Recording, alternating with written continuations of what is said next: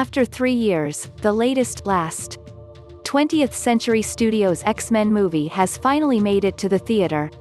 The bittersweet twist, of course, is that it's during a pandemic. As such, reviews for the New Mutants have mostly distinguished themselves by not existing. Rightfully wary of public screenings, most critics have declined to take the risk. I, on the other hand, live in an Appalachian community where a socially distanced screening is more possible. So here's my New Mutants movie review. Full disclosure, I'm not an X-Men expert. Alright, I say, turning my chair around and sitting on it backwards, like the cool youth group leader. I'm going to level with you folks. I've seen only 2 X-Men movies, 3 if you count Deadpool 2, 4 if you count Logan. So while other people, including many of you, might see these characters and know their alter egos immediately, I still didn't know after the movie. So forgive me if I miss some greater meaning.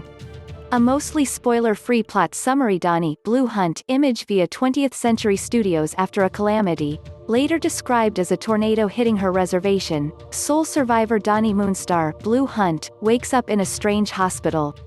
Dr. Reyes Alice Braga explains that because of her powers, Dani, like the other kids there, is too dangerous to be out in the world. She compares them to baby snakes, for instance, who haven't yet learned to control their venom. So, Dani and the other kids, Rahne, Maisie Williams, Sam, Charlie Heaton, Illyana, Anya Taylor-Joy, and Roberto, Henry Zaga, must stay there until they've mastered their abilities. Dani, though, is like, cool. Also, what's my ability?